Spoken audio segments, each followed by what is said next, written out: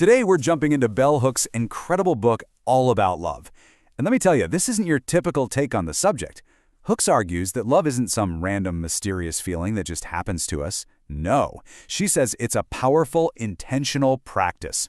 We're going to explore how she gives us a roadmap to completely redefine love, not just for ourselves, but for our entire world.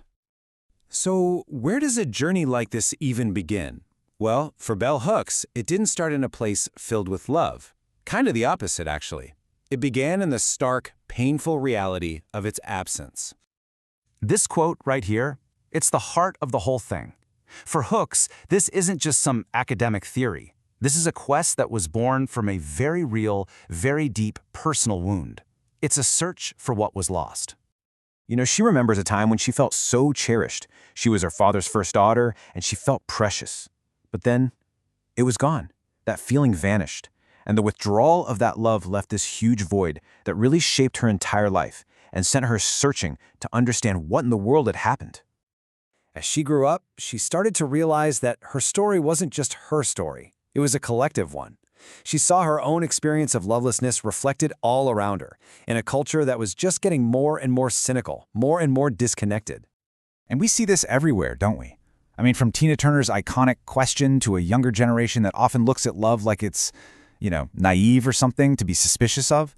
Hook says that this cynicism we see everywhere, it isn't really a sign of strength. It's just a mask we wear to hide how disappointed we are, and maybe how scared we are that real love might not even exist. But here's the thing. In the face of all this despair, Bell Hooks did something pretty revolutionary. Instead of just giving up on love, she went looking for answers. She set out to give love words. So let's just ask it, what is love? It's the big question, right? The one our culture seems so afraid to answer directly. We sing about it, we write poems about it, we watch movies about it, but can any of us actually define it? And that, right there, is the core of the problem. Hooks points out that if we don't have a shared definition for love, how can we ever really learn how to practice it? How do we know if we're giving it or forgetting it? It's like we're all just stumbling around in the dark. And then she found this. A definition from M. Scott Peck that just changes everything. Let's really let that sink in for a second. Love is the will, the choice, to extend yourself to nurture growth. This is the absolute game changer. Love isn't something that just happens to you like a lightning strike. It is something you do. It's a conscious choice, an action. When you shift love from a noun to a verb, well, the entire game changes. Okay, so if love is a verb, if it's an action, what does that action actually look like? Well, Hooks breaks it down for us into a clear, daily practice. First things first, Hooks just blows up one of our most damaging myths, this idea that you can hurt someone and love them at the same time. She is crystal clear. Where there is abuse or neglect, love cannot exist. The foundation of love is care and affirmation. Period. And here are the practical parts, the ingredients. See, love isn't some big mystery. It's more like a recipe, and it's made up of things like care, commitment, knowledge, responsibility, respect, and trust. These are all actions. These are all things we can actually learn and get better at. All right, and this is where it gets really big. Because Hooks takes these personal ingredients and expands them into a vision for all of humanity. This isn't just about our romantic relationships. This is a blueprint for building a better world. A love ethic. What does that mean? It means we take those ingredients, care, commitment, respect, knowledge, and we apply them to everything we do. It becomes the framework for how we interact with our family, our community, and yes, even how we structure our society. For Bell Hooks, love is deeply, profoundly political. She lays out this really stark contrast, two paths. On one side, you have cultures of domination, which are built on fear and separation.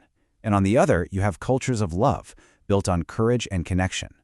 What she's saying is that our actions, every day, are choosing which one of these worlds we want to live in. And that's the ultimate choice, isn't it? Every single time we practice one of those ingredients of love, we are actively pushing back against the fear and the isolation that our culture pushes on us. Choosing love is choosing connection. It's a truly courageous act. So after this journey through cynicism and confusion, what's the ultimate promise here? Well, it's that we can always find our way back. We can always call for a return to love. The very same force that Bell Hooks felt was missing in her childhood is the exact same force that can heal her wound and all of our wounds. Love is redemptive. It's what allows us to face our past without letting it completely destroy our future.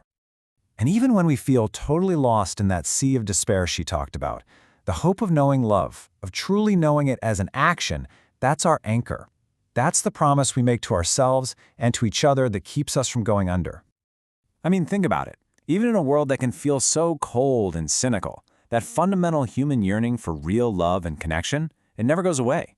That desire is like our internal compass, and it's always pointing us back home, back toward each other. And finally, Hooks connects this entire practice to our deepest sense of who we are.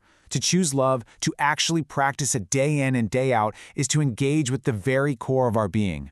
It's how we become more fully ourselves and how we connect to something so much larger than just us. So this isn't just a beautiful theory to admire from afar, it's an invitation to act. If love is a conscious choice, a verb, what's one action you could take today?